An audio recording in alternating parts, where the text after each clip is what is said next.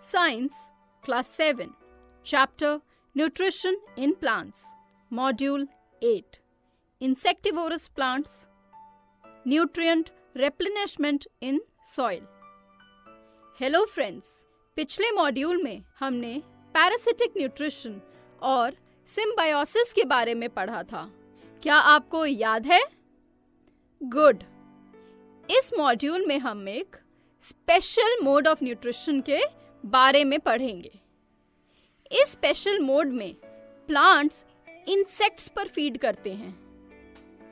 जो प्लांट्स ये special mode of nutrition use करते हैं उन्हें हम कहते हैं इंसेक्टिवोरस प्लांट्स. इंसेक्टिवोरस मतलब इंसेक्ट पर फीड करने वाले प्लांट्स, यानी जो इंसेक्ट्स को खाते हैं. Insectivorous plants feed on insects. तो क्या ये प्लांट्स ग्रीन नहीं होते या अपना फूड खुद नहीं बना सकते? वेल, ये प्लांट्स ग्रीन होते हैं और अपना फूड भी खुद बना सकते हैं. Insectivorous plants are generally green and can prepare their own food. तो फिर इंसेक्ट्स को क्यों खाते हैं? फ्रेंड्स, आपको याद होगा हमने पढ़ा था कि प्रोटीन्स बनाने के लिए प्लांट्स को नाइट्रोजन सराउंडिंग्स से चाहिए होता है, पर ये प्लांट्स सराउंडिंग से नाइट्रोजन नहीं ले पाते. ये उस सॉइल में ग्रो करते हैं जिसमें नाइट्रोजन कम है और अपनी नाइट्रोजन की नीड को पूरा करने के लिए ये प्लांट्स इंसेक्ट्स पर फीड करते हैं. These plants cannot get nitrogen from the surroundings and feed on insects to fulfill their nitrogen requirements for preparing proteins. Insectivorous plants के कुछ examples हैं pitcher plant, Venus flytrap, Drosera, etc. सबसे पहले pitcher plant के बारे में बात करते हैं. इंसेक्ट्स पर फीड करने के लिए पिचर प्लांट में कई मॉडिफिकेशंस हैं. क्या मॉडिफिकेशंस हैं पिचर प्लांट में? चलो डिस्कस करते हैं. पिचर प्लांट में लीफ लैमिना एक पिचर यानी घड़े की फॉर्म में मॉडिफाइड होती है. In pitcher plant the leaf lamina is modified to form a pitcher like structure और लीफ का एपेक्स एक लिड में मॉडिफाइड होता है. ये लिड पिचर के माउथ को ओपन और क्लोज कर सकती है. The apex of the leaf is modified into a lid that can open and close the mouth of the pitcher. Pitcher के अंदर कुछ हेयर जैसे स्ट्रक्चर्स प्रेजेंट होते हैं. There are hair like structures present inside the pitcher. जब कोई insect picture पर आता है तो लिड क्लोज हो जाती है और वो इंसेक्ट पिचर के अंदर हेयर्स में फंस जाता है और अंदर ही ट्रैप हो जाता है. When an insect lands on the pitcher, the lid closes and the insect gets entangled in the hair present inside the pitcher. Pitcher के अंदर क्या होता है?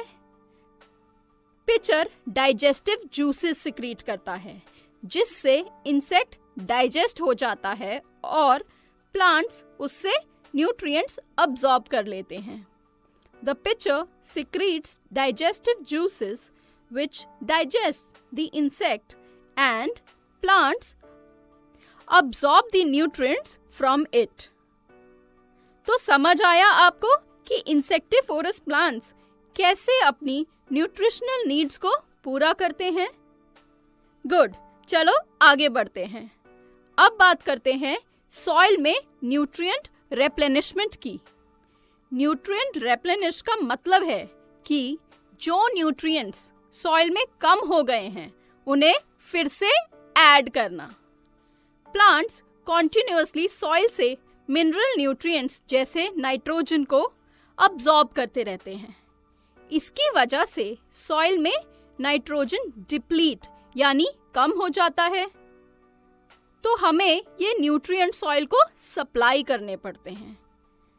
सॉइल में ये न्यूट्रिएंट्स सप्लाई करना क्यों ज़रूरी है?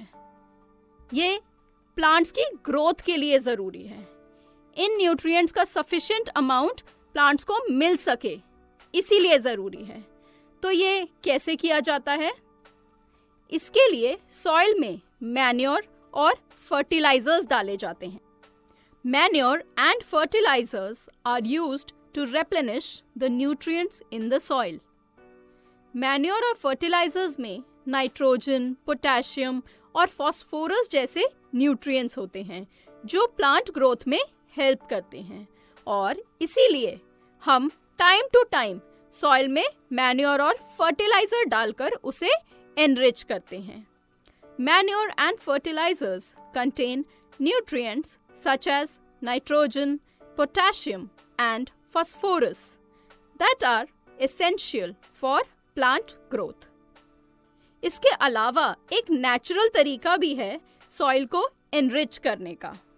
आपको याद है हमने सिम्बायोसिस में राइजोबियम बैक्टीरिया के बारे में पढ़ा था कि वो लेग्यूमिनस प्लांट्स की रूट्स में रहकर प्लांट को नाइट्रोजन प्रोवाइड करवाते हैं। ये तरीका हम सॉइल में न्यूट्रिएंट्स रेप्लेनिश करने में भी यूज करते हैं। कैसे? फार्मर्स लेग्यूमिनस प्लांट्स को क्रॉप प्लांट्स के साथ ऑल्टरनेट ग्रो करते हैं। क्या आप बता सकते हैं इससे क्या होगा?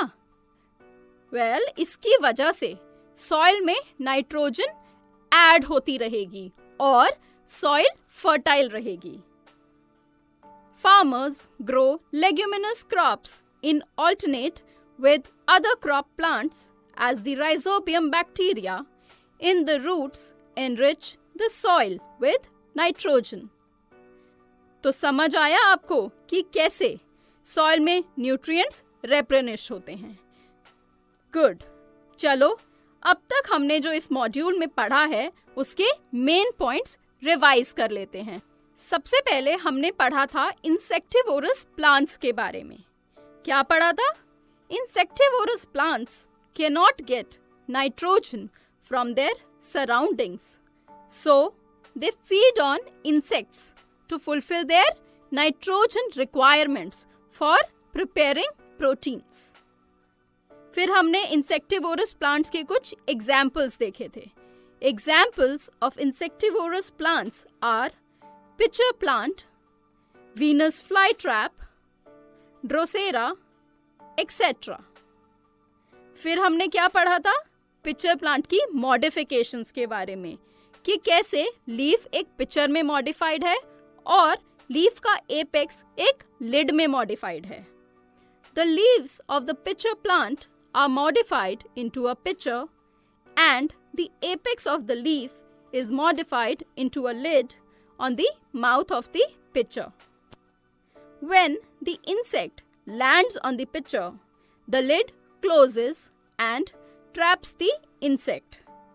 The insect is digested by the digestive juices secreted in the pitcher to get nutrients. फिर हमने बात की थी मैन्योर और फर्टिलाइजर्स की सॉइल नरिशमेंट के लिए। Manure and fertilisers are used to replenish the nutrients like nitrogen, potassium, phosphorus in the soil. Farmers grow leguminous crops in alternate with other crop plants as the rhizobium bacteria in their roots enrich the soil with nitrogen. तो I hope friends ये module आपको अच्छे से समझ आ गया होगा। चलो अब इस मॉड्यूल पर बेस्ड एक एक्सरसाइज